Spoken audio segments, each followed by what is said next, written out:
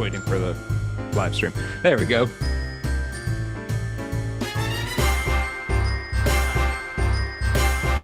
I'm lying. I just want to listen to that music more. Hello, everyone, and welcome to night 11 of the 12 Beers of Christmas Craft Beer Experience, presented by Brewvana, the penultimate episode of our 2022 Craft Beer Experience, the one where Walt is in the woods in New Hampshire.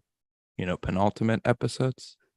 Please welcome back my awesome co-host, helping me close out the 12 beers for the second year in a row, Julie Walker. How's it going, Julie? Going great, Brian. How are you doing? I'm so excited to be here. Cannot believe that it is the penultimate episode, next to last. It's been a wild ride. Yes, it has. Shout out to everybody in the chat. Chat's going wild already. Checking in from where they are. People talking brews less traveled. One of my favorite topics. Check that out. Brewvana.com. Look up brews less traveled. If you like doing this, you'll probably like that. Yep. Can do it every week. We do. And we got a fun city coming up to feature in January. But tonight, we've got another beer from the 12 Beers of Christmas. I got to stop drinking my pre-show beer because it's show beer time. This time our beer comes to us from the great city of Charlotte, North Carolina. And we have a wonderful guest joining us. We're going to be talking about food and beer pairings and beer education. And quick reminder, make sure your chat is set to everyone so we can all see your comments. And if you have questions, throw those into the Q&A section. We've got our chat mod, Adrian, in there mixing it up with you, answering questions, throwing his comments in there. He's already active in there. Shout out to Steve and NC. He already says NC Brew representing. Yeah, we're trying to cover as much of the country as we can. 2 beers to go, one of those being this awesome black can that everybody is also remarking on in the chat there.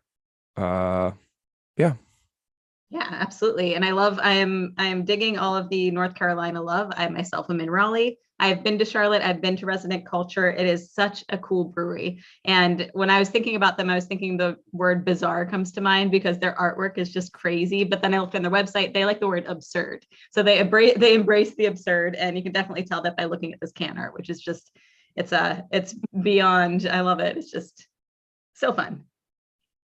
This will make for a good magnet, right? Yes. Oh yeah. I think you and Laura maybe were talking about. I do the same thing. I turn these into magnets, cover my beer fridge in them. Love it. Always great. Yep. All right. So before we crack open the beer, we're going to bring on our guest. And she is an advanced Cicerone, the founder and artist behind Pints and Panels. So please welcome Em Sauter to the show. Give her a minute to get on here, and then we'll crack open our beers together. Hey, Em, how's it going? Good. How are you? Thanks for having me. So excited to have you. Are you ready to crack open the beer with us? Yeah, I already cracked it open, but I didn't try it. I just wanted my husband to have a little, because he's downstairs. Fair. So generous. Yeah. All right, we're gonna. Beer is about sharing, even if we're doing it for quote unquote work, a show. Beer is work. I love it. The people that we're talking about making sure you pour a beer with a head on it in the chat are going to have my head tonight because I did not do it. A little. I don't. Yeah. I've had a little bit too much. Mine is open. So. And that's a very cool glass you have there. Oh yes. Oh, the Pints and Panels Dive Bar Kev glass. The purple one actually is sold out, but it'll be back soon. The light blue version, which is different. They each have different signs and whatnot, same cats. And then there'll be a third one coming up in the spring. So, yeah. Let's go. That's awesome. So this beer that we're having is a hazy IPA.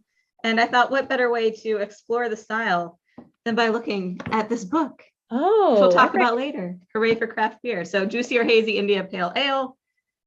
It's really cool. We'll talk about it more. But aroma flavor, you might get some juiciness, tropical, dank, melon. Became popular in the northeastern part of the US.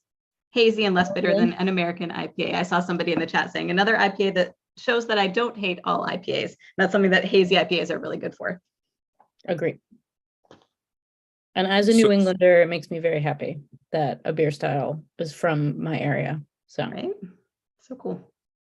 Going in So the chat everybody's thinking. thoughts. What throw your thoughts. People in the chat are already throwing some Cheers, throwing guys. some thoughts in there, but Julie, interested to hear what you're thinking about this beer.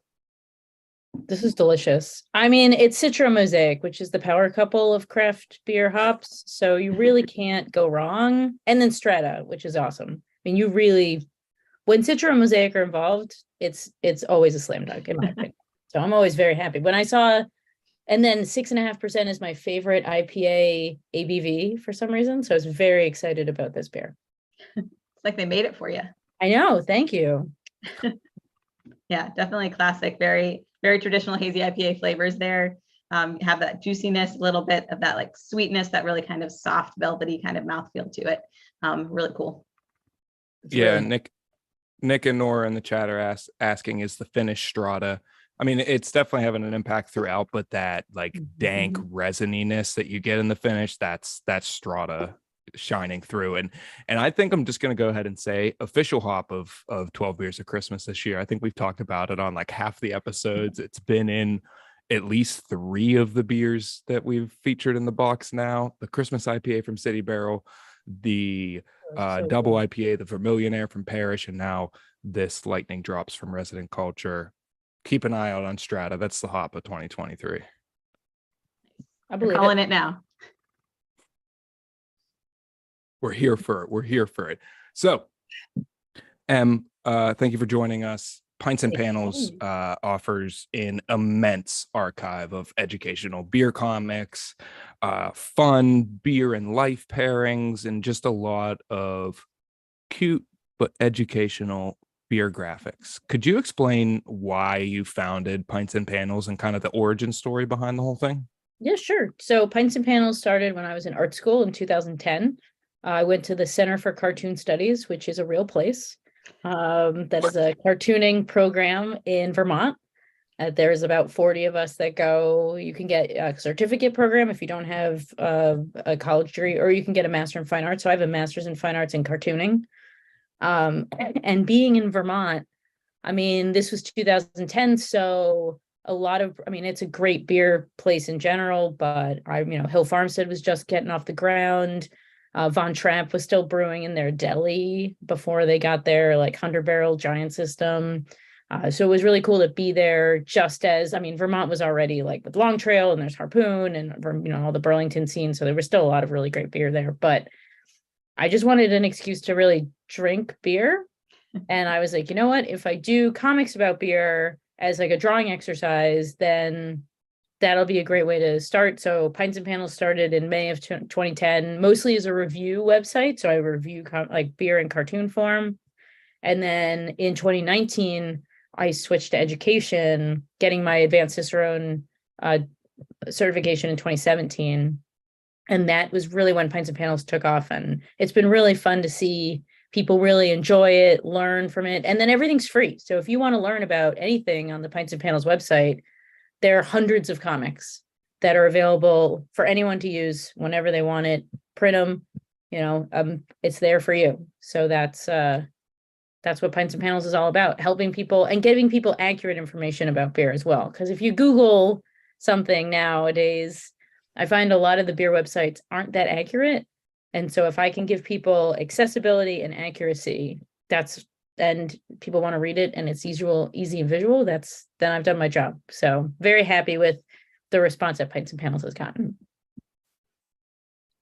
Yeah, that accessibility is such a huge part of it too. I love that it's something that you could just kind of drop into, kind of quick hit, but very valuable, but very easily digested in that form. So I think that's really cool. I just went to the Wayback Machine and see what I could find. Oh my gosh. Yeah, look at that. I love to see that the style is almost exactly the same. Yes. Oh, I've been drawing like that since I was like 11. Yeah, the old amazing. Pints and Panels logo. Dang. Oh, wow. Yeah, that's from 2010. Yeah. Going to the, and that's my gray-haired mustachioed boyfriend at the time who named it Pints and Panels. Ryland Ionelli came up with the name. Just off the top of his head, he's reading the newspaper, and I was like, I want to do this beer thing. what do I call it? And he goes, you're gonna call it Pints and Panels. And so I always make sure, because we're still friends, I always make sure to give him credit for that because that was his idea. And so it was fun to, go to art school, drink beer in Vermont, and then getting into beer around the time that craft beer was really taking off, especially around 2010. I moved to Oregon for a year in 2011, which was, that's the beer. There was beer at the like bakery. There'd be beer at like the auto shop. They'd be like, I'm fix your car. Do you want a beer? And you were like, this isn't real. This isn't real life. And then I moved back to New England because I don't like that football starts at 10 in the morning on the West Coast. That bothered me. Gotta watch my Giants. And so, that's moved back to Connecticut in 2012, and I've been here ever since. And it's a great beer scene. The Connecticut beer scene is under the radar, very much so, but the beer scene is very strong. So it's great. Good beer everywhere. Yeah, that's awesome. Been to so many like amazing beer meccas you've gotten to explore, especially at that kind of like the beginning of when they started to get popular in some of the places. So it's fun to see how people have grown, how things have changed, how different beer scenes, if you told me that Chicago would have the most breweries in 2023, I'd be like, wait, what? And like, that's a crazy scene. The Richmond scene in Virginia is really strong. I really like what Richmond's, like every place you go, you just go online, you're like, I'm going to go to blank. Where should I go? And you're going to find someone that's like, you're going to go to this brewery that you've never heard of before, and it's going to blow your mind. And that makes me very, very excited for the state of American craft beer. The best part of travel is finding those little breweries. So one thing that we wanted to talk about tonight was food and beer pairings. You do a lot of illustrations around that. Even just today, I saw on your website, you had a beer and donut pairing panel, which was great. You have a whole series called Beer and Food Simple. So what goes kind of into creating all of those pairings? And do you do just like food and beer pairings all the time at your house, or how does that work? I do. I was doing beer and chicken dishes today. I'll just come up with, I'll think of something and be like, oh, that would work. And then I brainstorm. I also really love working with people who are in other countries who maybe know the beer scene better than I do. I did a couple with my friend who lives in Brazil. So I did Boteco beer pairings. So Boteco is essentially the Brazilian dive bar.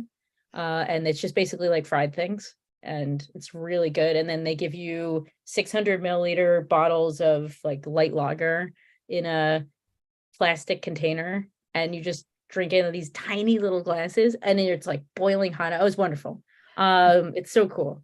And so she did that and I drew it. So I'm always trying to work. I did work with David Nilsson, who does beer and chocolates. He did the chocolate pairings and I drew it. So I always make sure to work with people who are experts in their food field, because there's, I know what I like, but at the same time, there's a lot of different foods out there that I'm maybe not familiar with. So I want to make sure that all foods are representative. I try to make sure that there's a vegetarian or vegan pairing, because I'm not I love meat, but I know a lot of people are trending that way. So I want to make sure that because when you do beer and food pairings, a lot of them are like, pair it with duck. And I'm like, it's duck. I love duck, but like, it's not something I eat every day. So I try to make sure, like, what does frozen pizza go with? What does pasta? What are things that like are in your home that you could eat that would work with the beer that you have? So I try to take it kind of down to a more kitchen level as well. It's just fun to do. I love beer and food pairings. There's not, beer and food are made for each other. There's so many different flavors. It's great. Do you have like a favorite beer and food combination? Hazy IPA and chocolate chip cookies. Nice. Everybody go get some chocolate chip cookies. It's really good. It tastes like a dark chocolate orange, like the break apart ones you get at Christmas, those Terry oranges. I also really love New England IPAs with tacos, like Mexican street tacos, like an El Pastor or a Carnitas. That's really nice because I really love salty sweet. And that's what I'm looking for when I do a lot of pairings is this food is really salty, like fried chicken. What is sweet that can kind of counterbalance that and create that salty sweet pairing that I love. I love that pairing. And so most of my pairings are kind of geared toward that. But anything with like, I love Hallertau Blanc hops, which have a great pineapple note, and that's what I really look for when it comes to like tacos. So that pineapple note with tacos is just, that's a home run. So Sounds so good. it's so good. Now I also want chocolate chip cookies though. I know I don't have any. I usually have chocolate chip cookies in my freezer, but oh well. I think I think I ate them all. I think I have one left, and it's supposed to be my wife's, and I might I don't know. Try I to don't know if you want to. I finagle don't know if you that. want to take that risk. Yeah. Yeah. My favorite, I love the beer and life pairing series because Yeah.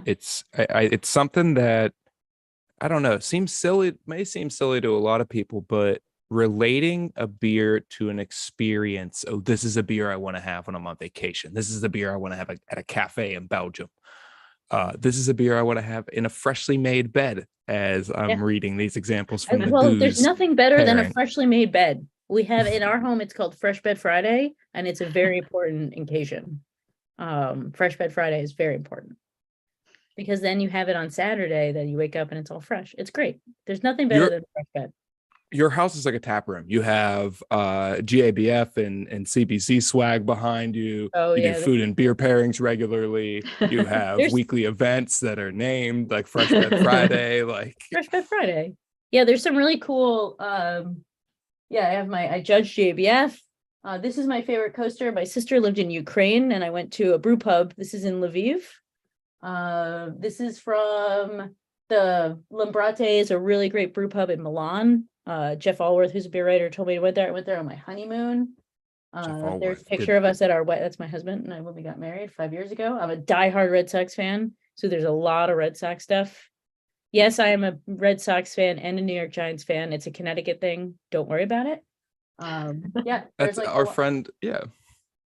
it's a Connecticut thing. Like it's a classic Connecticut because the Patriots are an expansion team, and they didn't show up till the 60s. So you meet older people from Boston, they are Giants fans. So, Julie and I have a mutual friend whose family is from Connecticut, who is he is a Red Sox fan and also a Giants fan, and it yes, confuses that a is lot of people. that is the correct. As my husband is also. When we met, I was like, "What are your sports things?" And he's like, "Oh, well, I guess Red Sox, Giants." And I was like, "Yes." So, my sister's a Yankees fan. I was raised a Mets fan though, so I have a soft spot for the Mets. The chat wants to know. Yep. Thank the you. chat wants to know who you like for hockey. Do you have a hockey team? I am a Bruins fan, and they're the best in the Okay. league. I think they're going to go all the way this year. And then I don't. My father made fun of the Knicks a lot as a child, so I kind of make fun of the Knicks. But I have a soft spot for the Knicks because my dad didn't like Pat Riley, because I'm an '80s, '90s kid. And then so I don't really. Yeah, I like the Celtics too. So, but most of my sports allegiance goes to Boston or New England, but we are Giants fans. My family had season tickets. My uncle had season tickets that he had until very recently. And the Giants are in the playoffs for the first time in 6 years. And I'm very, very excited about it. I can't stop smiling. And so I love sports. I'm a really big sports nut. My first job out of college, actually, I was a local sports writer. And then I remembered sports happen at night and I like to go to bed at like 10:30. So then we lasted 1 year. Whereas beer, you can just drink whenever you want. Oh, Just yeah. laying in Why bed on a Saturday morning. Yeah.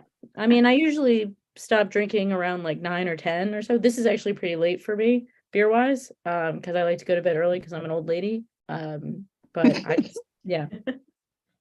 I look 39, but I'm like really like a 75-year-old woman. It's the ultimate long con. An Are old you soul. are you an 83 baby? Like 1983, yeah. Represent. Nice. It was a good year, a very good year. Turning 40. I'm here for it. Not scary at all. No, this is it'll fine. It'll be fine. It'll be fine. We look great. Shout we look out. great. Shout out to both of you. I'll be there in 5 years, and It's great. I already got the touch of. I've already got the salt and pepper thing going on, which I nice. feel like Yeah. is the thing for men to get excited about when 40 rolls around, because it's like, remember that Right, yeah. commercial Touch of Gray, like, Oh, he doesn't have any gray hair in his hair. He's too young. He's inexperienced. He No, I has like too the much gray in his hair. No, the gray Which, is good. My husband yeah. was born in 86 and his father went gray when he was in his 30s. My husband is pretty gray. And I think it's great. I like it. I'm Roger ready in to the embrace chat it. says, Yeah, gray hair still means you have hair. So there you Just- go. all right. So back on track. Yeah, I get distracted. You released your second book last year. I did. Hooray for craft beer. Julie already showed some of the awesome illustrations in there. It was an illustrated guide to all things craft beer. So not only the style breakdowns, but brewing process, food and beer pairings, all kinds of stuff. Your first book, Beer is for Everyone, parentheses, of drinking age, came out in 2017. You have 2 books under your belt. So my 2-part follow-up question to that statement is, you don't specify legal drinking age in that question mark. So does that mean that you believe parents should set the drinking age for the children? And serious question, have you thought about doing an updated version of that book with like new widely available beers? So the reason that there's of drinking age is because I know it was going to be released internationally and it changes. The 21 and up isn't a very American thing, whereas Yeah. in Canada and Europe, it's different. So I kind of left it vague. I would love to do an updated version of that book. I don't know if that'll happen because I'm not going to lie, my first book did not sell super great. So maybe if people buy it, it was published by a company in Japan, actually. They have an office in New York City, but the company that owned it, so they mostly do really weird manga, like that kind of like manga. If people get what I'm putting down. And so and then they published my beer book. Oh my God. Yeah. So I was like, really? And my editor was also a translator at Nintendo. So like he was just like an editor on the side, and then his real job was he was a translator, Japanese. He lived in Seattle, and he was a translator for Nintendo, which was his dream job. So it's pretty like it was such a fun book to do, and it looks beautiful. But yeah, that book is not a brisk seller. But again, it was 2017 books. It's not a big deal. The Hooray for Craft Beer actually has no brands in it at all, which was by design. It has 2. It has Saison DuPont and Guinness. But there's so many great breweries in America that I really wanted people to go to their local brew pub. Like I live in New Britain, Connecticut, and we have 2 breweries. We have Five Churches and we have Alvarium, and they both brew excellent beer. You know, they brew an alt beer. So if you're looking to try a really good alt beer, I could drive 10 minutes down the street and get a really great alt beer. And so I wanted people to be able to discover the world of craft beer on their terms, at their local breweries, especially with such good beer out there. There's so much really, really good beer. So someone is asking what an alt beer is. So an alt beer is a German beer from the town of Dusseldorf. It is a top fermented lagered beer, which means it's made with ale yeast, but fermented around 60 degrees Fahrenheit and then lagered. So it's crash cooled to about freezing for X amount of weeks. It's got great firm bitterness. It's amber. It reminds me of like take an American amber ale and then make it more like herbal and like there's something about, I can't describe an alt beer. You know it when you have it. It's such a great style. I got to go to Dusseldorf for the first time this year for literally an hour. We were driving through it and we stopped and my friend Jay and I hit 2 breweries. We went to Uriga and we went to Schlüssel, and it's just such a great style. Really, really nice. Yeah, it's good. I just had one last night, actually. Good. All beers are so good, Solid and they're style. good food beers. Really just pleasant. It's just a nice style. I've always heard it described of Germany's version of Anchor Steam. Oh yeah, I like brewed that. way before Anchor Steam. Yeah, agree. That's a really good way to describe an alt beer. I'm gonna steal that. Thank you. Please do. Yeah, I am just browsing prints on Pints and Panels now, so I'm just Did you? There's I liked I'm the I liked useless. the Christmas movie and beer pairing from a few days ago too, and I saw the Die Hard was on there, Brian. I know you had Die your Hard is a Christmas is it a movie. Christmas movie debate Look, last look, week. Emma's wonderful, but like everybody else, she's entitled to have wrong opinions as well. Like that's fine. That is a Christmas movie, 100%. Definitely. We used to watch it Christmas Eve and drink barley wine, but now we still drink barley wine, but now we watch Muppet Christmas Carol because that's our favorite. I watched that one this year too. That is an all-timer. So good. Oh, so good. Love it. I saw that in the theaters. I remember we went, my Classic. extended family was visiting from Texas, and we went to the mall on December 23rd, 1992, and I saw that in the theater. I remember it like it was yesterday, and I was Such a like good so movie. happy the whole time. So good. Yeah, I was excited to see that on your comic as well. So good. They just re-released it on Disney Plus, and they put back in the one ballad that they had taken out for a long time because they thought it was too sad. I was very excited that they restored it to the original version. I cry. Yeah, I cry at the end of that movie. Oh my gosh, so good. Every time, like when yeah, nope. If we think about it, I'm gonna cry. So let's talk about something else. Drown your tears in the hazy IPA. It's fine. It's I a drank all it's a of mine because I gave phenomenal. my husband some. Drink out of the can. So we sent you the full box. We have Yes. some questions from the chat here. Anybody else that has questions, please throw them into the Q&A section. A couple nights ago we had the Chamoy? Chamoy Cowboy from our friends at Alamo Beer Company. Did you drink that beer? Number I did one. not drink that one yet. I'm sorry. Oh, okay. The ones I've had is I had the Drownlands Vienna Lager with dinner tonight with tacos. Yes. It's quite light for a Vienna Lager. It It's is. very Mhm. nice. I liked it.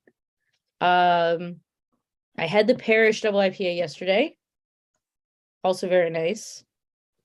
Oh gosh, what else did I drink? I don't remember. Name me some other ones and I can try to see if I remember. The I've been Fair State kinda- Lager. The Passed Fair out State stout. Lager, I'm saving so I can drink that by myself because it's a 12-ounce cans are for not for sharing. 16-ounce cans are for sharing. That's I like that rule of thumb.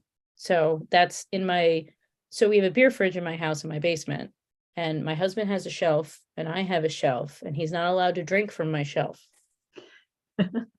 It's my shelf. And so the Fair State is on that's just for me. It's So the I M haven't shelf. drank it yet. It's for me. It's M shelf. So I can drink from his shelf because I get most of the beer. So we usually share a lot of beer, to be honest, especially 16-ounce cans. They're really, what did we have? I had a beer before dinner. Oh gosh, what was it? See, if it's not, it was good, but I don't remember what it was. Coffee was it from our box? I'll rattle them off. It wasn't the coffee lager. You know what? This is embarrassing. I don't like coffee beers. It's the one beer style I don't like. Oh, And I don't know okay. why. I feel like love everyone, coffee. I feel like beer nerds all have like that one. There's This one. is just the one I coffee can't beers do. are not my thing. What other rattle off some of the other ones? I can see if It was they if it were- was a 16-ounce City Barrel Christmas IPA. that was excellent. We drank that and we really enjoyed that. That was very, very good. We had that a few days ago. I really, really liked that beer. I think it was like 5.5%. It was lovely. Really, really Yeah, liked that beer a lot. They're awesome. I was glad we could include them. And then the Equilibrium was in there too. Wavelength. Yes. Oh, that's what we had. We drank the Equilibrium. I knew it was from the box. I really like their beer. We get it in Connecticut. It is quite pricey, so I don't normally purchase it. I've been to their brewery, but this is embarrassing. I did not drink their beer when I went because they were doing a pop-up with Funk Factory Goozeria, which is from Madison, Wisconsin. And I was like, yeah, I like your beer. It's fine, but give me that Goozeria. And I had a pint of their like lamb. It was so good. Let's I mean, hop how in the could you car and not? drive back to Connecticut now. I was driving from like I did the like detour, the 90-minute detour from Bethlehem, Pennsylvania. I was coming back from taking a draft quality class. For which I highly recommend everyone needs to take some kind of draft quality something, because you need to know because man, draft systems are very intricate, and we should all be thankful that there's tasty beer places. Yep. And so I did a detour so I could go there. And then I did buy a couple 4-packs, but I really just I had a plastic cup of Funk Factory Gooseria. It was the cherry merits, and it was so good. Which didn't they closed, or they got, I don't know what happened. They like got folded into something else. I don't know. Oh, did they? That would Something be happened. disappointing. I did go to Fegley's and I went to Bond Place in Bethlehem. Both Thank you. wonderful places. Was literally shout out to Sam, one of the most wonderful people in the entire beer industry, and shout out to Bond Place. Any brewery that stands by their bitter is a brewery I'm gonna champion. It was a 15-minute walk from my hotel, and it was wonderful. That's all I'll say. Yeah. It made me very happy. So I actually have a question that wasn't on our list, but I was just thinking about it. I know you've done a few books. You do a lot of traveling. What would you say is next for you? Do you have kind of another book in mind? Is there kind of another avenue that you're hoping to take? I do want to do another book. I have a beer history book idea that I'm working on right now, in the proposal stages. So we'll see if anyone bites on that. It'll be kind of like I really don't like beer history. I find it to be full of hearsay and conjecture and a lot of falsehoods, and it bothers me. So I've wanted to make a book that leans in really hard on the falsehoods and makes fun of them. And so that's probably what the book would be about, like mostly true tales of, like the Porter stories, total BS, like about how it was invented in short, like East London. Like, no, it wasn't. What's your take on the IPA story? Oh, like that stuff too is like silly, and like it's all about like right place, right time. They were making beers like that anyway with high hopping rates. And then, I mean, it's just, it's all, yes, of course they like, stuffed it full of hops and rolled it around to India by the time it got there. But the real reason it was like sparkling in wonderful condition was because it was full of like Brettanomyces. So it was, I mean, because they can eat anything. So, I mean, it's pretty, there is a fair amount of like good knowledge about that, but a lot of it is myth. And I really want to lean in on that and do it in an illustrated, silly way. So like, how did beer was invented? Let's go to the Sumerian temple. Let's go to the pyramids. Let's go to, I think all the way to, I really like the story. I really like the story of Anchor I find that very fun. I was talking to Randy Mosher when we were judging GABF this year, and he was like, oh, it's all happenstance about what was available at the time, because Fritz Maytag didn't know what he was ordering. And I was like, tell me more, because like I would love to just draw, like he just ordered stuff and it showed up and it was like Anchor Steam. Time to change the face of American beer with a incorrect order. Yeah, I mean, it was like, oh, he would call like hop people, and he's like, what do you got? And they're like, oh, I don't know, we got these Northern Brewer hops, you want them? And he was like, sure. And that's like how it happened, apparently. So it was a lot of just right place, right time, refiguring and it's delicious. Like I love Anchor Steam. So, and it's all going to be fun and positive, because that's what Pints and Panels is all about, like keeping it fun, keeping it positive, even if some of the myths are silly, just have fun with it. Yeah, I love that. I would definitely read it. Good. There has to be a certain a component of silliness to beer. We can't ever take it too serious.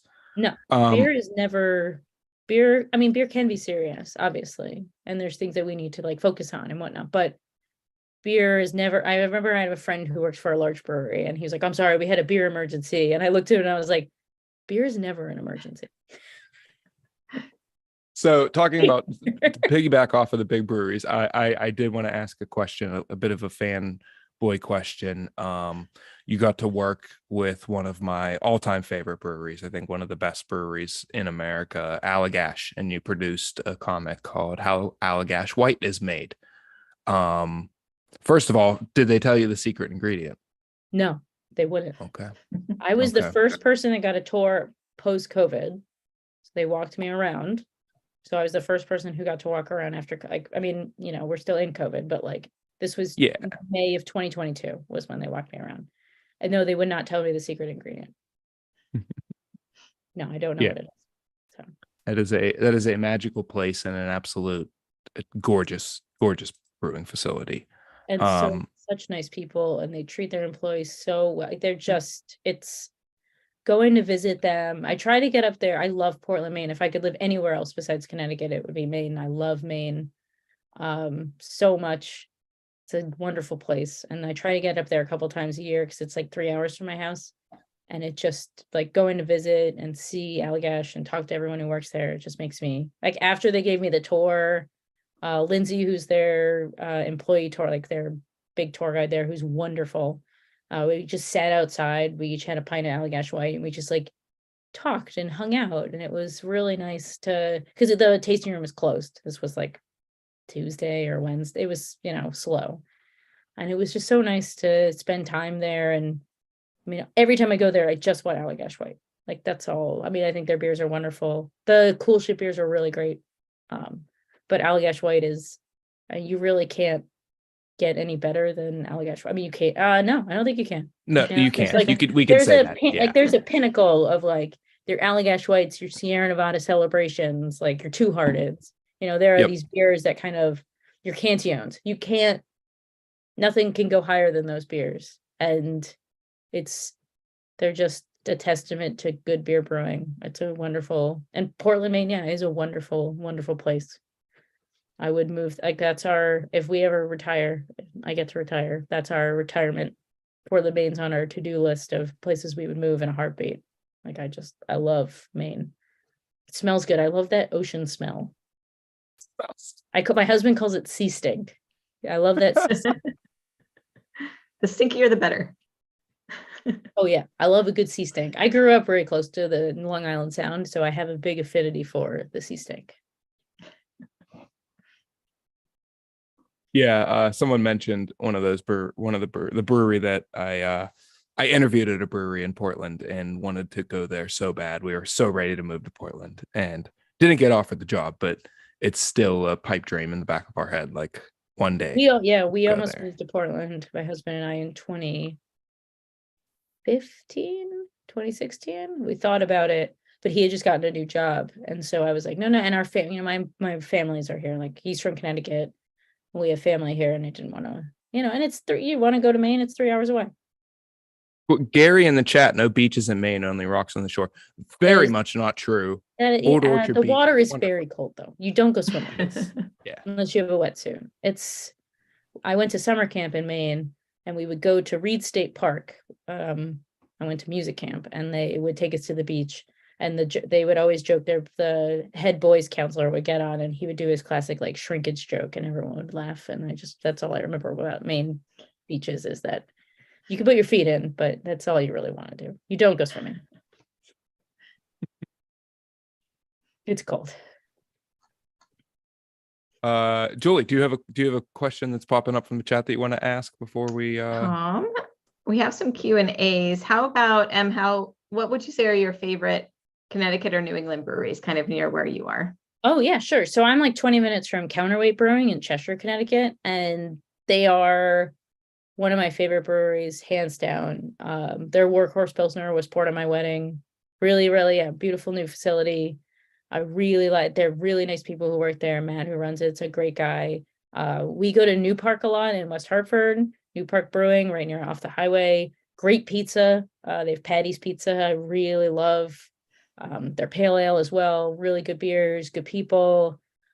I do work like a couple days a month at Fox Farm Brewery in Salem, Connecticut, which people say is the best brewery in Connecticut. I mean, I'm a little biased because I work there, but I do really love their beers. Great consistency, really good lagers, really nice. Like when you come and visit, there's 5 lagers on, 3 IPAs, couple dark beers. We do good sours. We have a spontaneous program. So, and I've been working there for 5 years now. So Pints and Panels was really funded by me being able to work there so I could do my own thing. And they have great flexibility. Like I'm like, hey, I need a month off. And they're like, okay, sure. Have fun. Bye. See you in a month. Yeah, Kent Falls is really great in Kent, Connecticut. New England Brewing, in Woodbridge, soon to be in West Haven, is wonderful. Really great beers.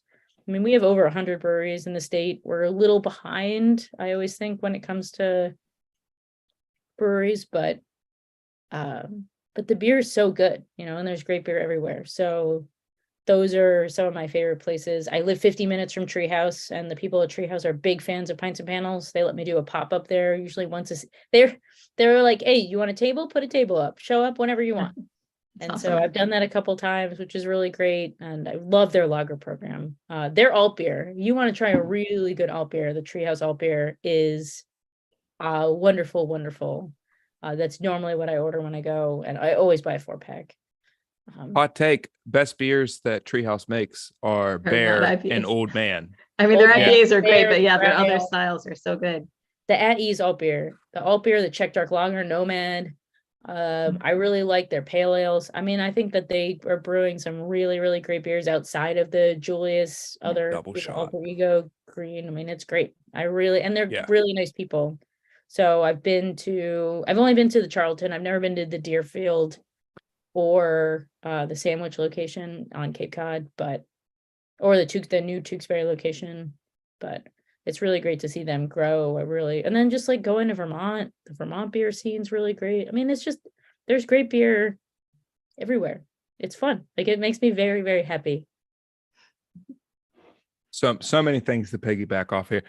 Julie and I had I think the last time both of us were at Treehouse was a harrowing ride right before COVID through the wintry snow from Braintree, yeah. Massachusetts, all It's the an way out to adventure. Charlton. Oh, that Mass Pike will get you. So Yeah. Oh yeah. And Julie and I, every time we traveled together to New England, it was routine to have Allagash Whites before we would leave the Fly area. out of Boston. So, Yep. that makes yeah. sense. Yep. This Always. is a nice sentimental episode. Excuse me. Get nostalgic for our Allagash Whites at what was the lobster place in the airport? Legal seafood, legal in seafood terminal in the Delta terminal. It's our go-to. Yeah. Good lobster bisque, legal seafood, or clam chowder. The legal seafood clam chowder is actually very, very good. They serve it at Fenway Park. There's like a chowder man. I'm not joking. Does he walk around with the He chowder? walks around with chowder on his head. I'm not joking. And you can get chowder. And the beer at Fenway has gotten. I didn't go last year because they were not great. Yeah, there's a chowder man at Fenway. I mean, I like chowder, but like on like a hot summer day at the ballpark, I don't think it's think I only wanna during eat it's like chowder. April or May. Like, but before it gets too hot. Okay, I could do chowder in April. Yeah. Does he yell it in a thick like New England I'm accent? assuming yes. Yeah, he must. If Definitely. everyone who works at Fenway, it's a prerequisite. You need the best Boston accent. I lived in Boston for 3 years, and I actually worked at Fenway for 6 months because my cousin knew the head of events. So I worked. I was a caterer, and I remember. So I yelled. I went, "Hold the door!" And I went. It's in It rubbed off on you. I was like, oh my gosh, it snuck up on me. Yeah, I added because I have more of a Connecticut accent, which means we stretch our A's.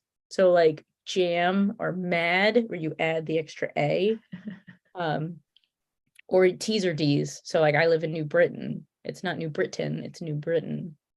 So yeah, so that's a New England accent. When I moved to Oregon, I got made fun of a lot for my accent, which I thought was fun. It was all in good fun. People weren't being jerks. Well, as my Boston friend says, this has been wicked awesome. And anything to plug before we get out here? Please plug you're doing a group trip to Belgium in April or in June? In June, yes, June 22nd to the 27th. I partnered with Trova Trip, which is a travel company out of Portland, Oregon, and they do really nice tours. I'll be the host, so we'll go to all my favorite bars. I love Brussels. We'll go to Brussels and Bruges. We're going to do lots of beer tours. We get to go to Westy, drink delicious Westfletterland 12. It's a great place. We'll go to all my favorite bars. We'll go to Cantillon. We'll go to, where else are we going? We're going to Delirium. We'll go to A la Mort Subite, which is my favorite tourist trap / old lady bar in Brussels. It'll be a lot of fun. 6 days, and you'll get to hang out with me and everything's included but airfare and some food, but it'll be a lot of fun. So please join me. You can go to trovatrip.com and just search for my name and it'll pop up and it'll be fun. So yeah, please join me. And people can find you at Pints and Panels on Instagram and pintsandpanels.com, correct? Yes. Yep. And I update my social media usually, usually every day, every weekday. So with something different. And there's hundreds of comics if you want to delve into learning, if you're looking to get your Cicerone, any level, there's free visual syllabi for level 1, level 2, and I'm working on getting the rest of the advanced / master done. So if you're looking to study, I've got your back. Yes, thank you. I am preparing for my certified this year, and the visual study aids, that it blew my mind when I was doing research today. Like, oh, I'm gonna set this one aside for myself. Awesome. Good. That makes me very happy. Julie, final thoughts. Not too much. Just thanks again for being here. It was great speaking with you and hearing more about what you've been up to, and always love having people on the show who bring something a little bit different. So I'm glad that you're here to talk about your artwork. It's great. Yeah. Thank you so much for having me. This was a lot of fun. And thank you for the beer. This was delicious. I mean, again, Citra Mosaic. Come on. Can't go wrong. Yeah. And enjoy that Fair State cranking foamers. Oh, I so will. far, my I think personal. Yeah, that's Fair State. I got to go to Minneapolis because CBC was there last year and everyone got COVID but me. So I was very happy about that. Not that everyone got COVID. That's bad. No. But the other But I part. didn't get COVID. We featured Minneapolis on our other show, Brews Less Traveled, the same month of CBC, and literally, I think 3 out of the 4 guests we are having from Minneapolis that month got COVID around CBC. Oh, it was a real super spreader event. So yeah, no, I was on a bus with at least 2 people that had it, and I didn't know it. But you just mask and vaccinate and rest, and it was I was fine. So, but it was fun, and I got to try a lot of Minneapolis beers. Got to go to Surly. It was really great. Again, good beer everywhere. Makes me very, very happy. Yeah. Thank you so much, Em, for joining us. Thanks for talking about everything in the Pints and Panels universe. And thanks to everybody in the chat, our streamers. We'll be back tomorrow for the final stream of this year's 12 Beers of Christmas. Thanks for joining us, everybody. We'll see you tomorrow. Cheers. Good night.